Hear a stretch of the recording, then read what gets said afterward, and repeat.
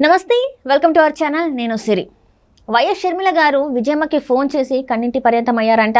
అసలు ఎందుకు అంటే తన కొడుకు పెళ్లి టైంలో తను అంటే బాధపడాల్సిన అవసరం ఏమొచ్చింది, ఏంటి తన కన్న తల్లికి చెప్పుకొని బాధపడాల్సిన అవసరం ఏమొచ్చింది, ఈ అంశాన్ని చర్చించడానికి మనతో పాటు ఉన్నారు ప్రముఖ సీనియర్ క్రిటిక్ మన దాసరి విజ్ఞాన్ గారు. నమస్కారం. నమస్తే. ఇప్పుడు చూస్తున్నట్టయితే వైఎస్ షర్మిల గారి కుమారుడు రాజారెడ్డి గారి పెళ్ళి. సో అతని పెళ్లి సందర్భంగా తను సంతోషంగా ఉండాల్సిన టైంలో వాళ్ళ మమ్మీ అంటే విజయమ్మ గారికి ఫోన్ చేసి అంటే బాధపడాల్సిన అవసరం ఏముంది అనేది అర్థం కావట్లేదు. అంటే సంతోష క్షణాలు కదా ఇవి. సో ఇలాంటి టైంలో తను ఎందుకు అలా బాధపడాల్సిన అవసరం ఏమొచ్చింది అసలు? 1 సెకండ్. షర్మిల గారు వాళ్ళ అమ్మకి ఫోన్ చేయాలంటే జూబ్లీ హిల్స్ సిగ్నల్ దగ్గర నిలబడి చేస్తుందా, లేకపోతే క్యాజువల్ అడుగుతున్నా, లేకపోతే ఏదైనా రవీంద్ర భారతికి వెళ్ళి చేస్తుందా, లేకపోతే ఏదైనా గోల్కొండ కోట పైన నిలబడి చేస్తుందా, లేదా హుస్సేన్ సాగర్ దగ్గర సోఫా మీద కూర్చొని చేస్తుందా? ఆవిడ పర్సనల్గా ఫోన్ చేస్తుంది. కార్లో మాట్లాడుకుంటారో ఇంట్లో మాట్లాడుకుంటారో ఎక్కడైనా మాట్లాడుకోవచ్చు. ఆవిడ ఫోన్ చేసిన విషయం బయట వాళ్ళకి తెలియదు. అంటే వాళ్ళు మాట్లాడుకుంటారులే. బోరున ఏడ్చింది అంటే టు సీ దిస్ అంటే జనాల్లో న్యూస్ని ఏ విధంగా వక్రీకరిస్తారో చూడు. ఎంతగానో కార్మా. ఇప్పుడు నీకు నాకు ఏమన్నా ఉన్నా మన పర్సనల్ మన ఫోన్ ఎప్పుడైనా సరే కెమెరా ముందుకు వచ్చి హాయ్ సిరి అని నేను మాట్లాడను, నువ్వు ఇంకో కెమెరా ముందుకు వచ్చి లైవ్లో నాతో మాట్లాడు. ఏదైనా పర్సనల్గా ఉంటాయి, బోరున ఏడ్చుకునే సందర్భాలు నీకు నాకు ఉంటాయి.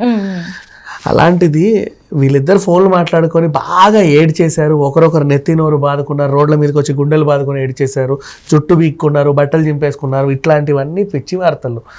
నాకు అసలు విషయానికి వస్తే సరే, ఇన్ కేసు ఒక బాధ ఏదైనా ఉంటే ఉండొచ్చేమో, దాని గురించి కూడా మాట్లాడుకుందాం. ఇప్పుడు ఈ కంప్లీట్ వైఎస్ఆర్ గారు చనిపోయిన తర్వాత వైఎస్ జగన్ అండ్ షర్మిల గారు అండ్ విజయమ్మ గారి ఇంట్లో జరిగేది ఒక బహిరంగ సీరియల్ ఇది మనకి. ఓకేనా? ఈ సీరియల్లో క్యారెక్టర్స్కి ఉన్న మెయిన్ లక్షణాలు ఏంటంటే, మెయిన్ మోటివ్ క్లైమాక్స్లో ఎప్పటికైనా ఏదో సాధించాలి కదా.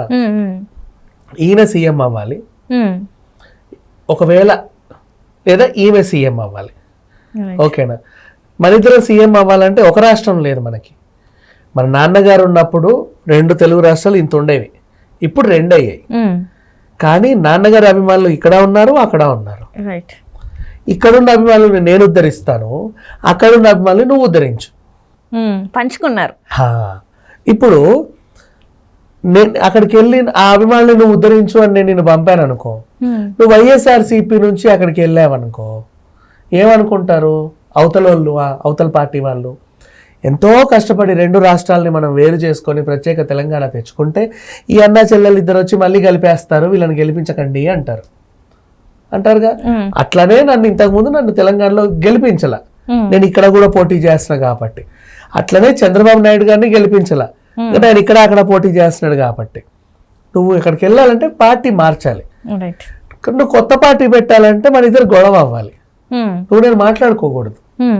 నువ్వు నేను మాట్లాడుకొని పనులు గెలిచి హీ అని నవ్వామనుకో, నువ్వు వచ్చి నాకు రాఖీ కట్టి నేను నిన్ను ఆశీర్వదించాను అనుకో, మళ్ళీ ఆ సేమ్ కోసం నువ్వు కొత్త పార్టీ పెట్టినా మన ఉమ్మడి పార్టీగా అయిపోతుంది. సో నువ్వు నేను హూ అనుకుందాం కనిపించినప్పుడల్లా. నేను అలా వస్తే నువ్వు హూ అని అటు వెళ్ళిపోవాలి. అంటే ఇప్పుడు కాంగ్రెస్లో జాయిన్ అయిన తర్వాత అంటే ఏపీ పిసిసి పగ్గాలు తీసుకున్న తర్వాత కూడా గట్టిగానే తను సంధిస్తుంది కదా అస్త్రాలు. అంటే లైక్ జగన్ రెడ్డి అంటుంది తను చాలా విమర్శలు, అంటే అవినీతి జరిగింది, అమరావతి ప్రత్యేక ప్యాకేజ్ ఎందుకు తీసుకురాలేదు, రాజధాని ఎందుకు కట్టలేదు, చాలా క్వశ్చన్స్ అయితే వేస్తుంది కదా. మరి అది అనుకోవచ్చు కదా. అంటే అదే అనుకుందాం, అక్కడికే వద్దాం. ఇంకా సీరియల్ ఇంకా రక్తి కట్టని. సో మంచి ఎపిసోడ్ బాగానే సాగింది. కొన్నాళ్ళ తర్వాత ఏమైంది, ఇప్పుడు అక్కడ పాగా వేయాలని అనుకుంది.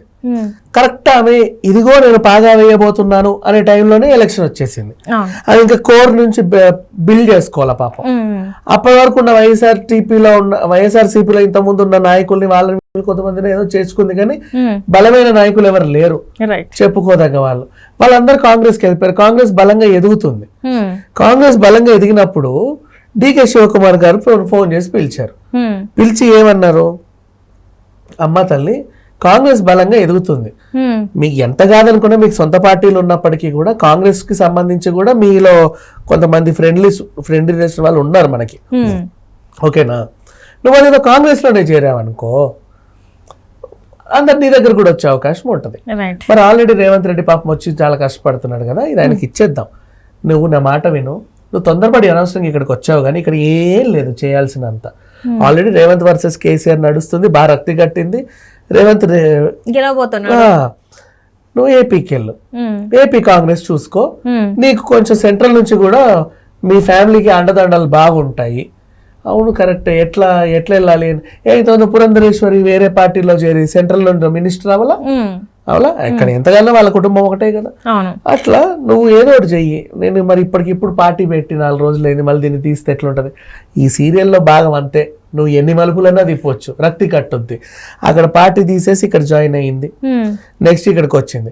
ఇప్పుడు సీరియల్ ఇంకా రక్తి కట్టాలంటే అన్న వర్సెస్ చెల్లి విమర్శించుకోవాలి, ఇంకా ఏ అనుకోవాలి, లేకపోతే కుదరదు. మొన్న ఎంగేజ్మెంట్కి వచ్చినందుకే అందరు వీళ్ళిద్దరు ఒకటే చూడండి అన్నారు.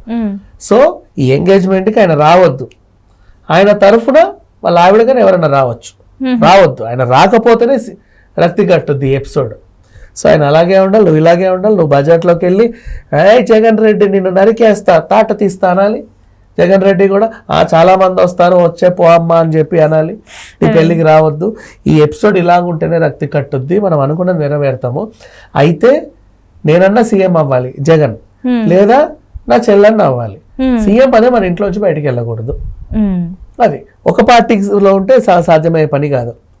వేరే పార్టీలో ఉండి ఏ అన్నాం అనుకో గెలవచ్చు. ఇప్పుడు కాంగ్రెస్ కొంచెం బలం ఉంది, కనీసం ఒకవేళ ఇక్కడ కాదు, ఒకవేళ కేంద్రంలో కాంగ్రెస్ వచ్చింది అనుకో ఫర్ ఎగ్జాంపుల్, కొత్త గొప్ప కండదండలు ఉంటాయి కదా. అంటే ఇప్పుడు ఆయన బెయిల్ మీద సీఎం అయ్యాడు కాబట్టి 10 సంవత్సరాలు బెయిల్ మీద ఉన్నాడు కాబట్టి, సో దీనికి మళ్ళీ వాళ్ళు సపోర్ట్ ఇస్తారని చెప్పేసి వీళ్ళిద్దరు అనుకోని ఇది ప్లాన్ చేసిన ఒక గొడవ అంటారా? అసలు వీళ్ళకైతే గొడవ అనేది మాత్రం నేను ఎప్పటికీ నమ్మనమ్మా. ఇది వాళ్ళ కథలో ఒక ఆసక్తికరమైన అంశం మాత్రం. ఇకపోతే వీళ్ళ అమ్మకి బోరున ఏడ్చారు అన్నారు కదా, మధ్యలో తల్లి క్యారెక్టర్ కూడా అప్పుడప్పుడు ఇలా ఎలివేట్ అవుతా అయ్యో నా కొడుకు, అయ్యో నా కూతురు అంటుంటేనే రక్తి కడతాయి. అంటే ఇది ఒక ప్రశాంత్ నీల్ సినిమా అంటారా? ఎలివేషన్స్ అన్ని భారీగా ఉంటాయి, భారీ ఎలివేషన్స్ ఉండాలి. ఎలక్షన్ దగ్గరకు వచ్చే కొద్దీ ఇంకా ఎలివేషన్స్ వస్తానే ఉంటాయి. అంతే, ఈ సీరియల్ అలాగే రక్తి కట్టి కొనసాగుతూ ఉంటది. అండ్ నెక్స్ట్ కమ్మా సొంత బ్లడ్ ఆవిడ కూడా చెప్తుంది, వాళ్ళే హింట్లు ఇస్తున్నారు, మనమే అర్థం చేసుకోవట్లా. ఆవిడ ఎంతసేపు జగన్ నువ్వు అది ఇది అంటున్నా కూడా, ఎంత కాదన్నా జగన్ అన్న ఒంట్లో ప్రవహించేది కూడా నా రక్తమే.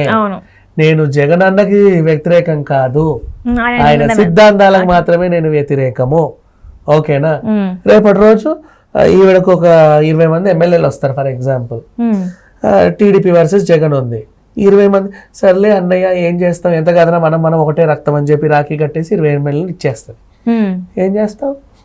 అంటే ఇప్పుడు ఇక్కడ చూస్తున్నట్టయితే మన ఏపీలో అంత అవినీతి జరిగిందని చెప్పేసి ఇంట్లో సభ్యులే చెప్తుంటే జగన్కి ఎక్కువ వ్యతిరేకత వచ్చింది కదా, ఇప్పుడు వస్తుంది కూడా. సొంత చెల్లె బయటకు వచ్చేసి ఇట్లా చెప్పడం అంటే నిజంగానే ఇది జరిగిందని చెప్పి జనాలు కూడా నమ్ముతున్నారు. చాలా అవుతుంది కదా, మరి తెలివిగానే మాట్లాడింది. ఏపీలో అవినీతి జరుగుతుంది, వైఎస్ఆర్సీపీ పార్టీలో ఉన్న ఎమ్మెల్యేలు అవినీతి చేస్తున్నారు, జగన్ అన్న చేయట్లేదు. ఓకే, అందుకే నిన్న యాత్ర సినిమాని కూడా 151 ఎమ్మెల్యేలు అక్కున చేర్చుకోలేదు. వాళ్ళందరూ చూసుంటే ఆ సినిమా హిట్ అయ్యేది.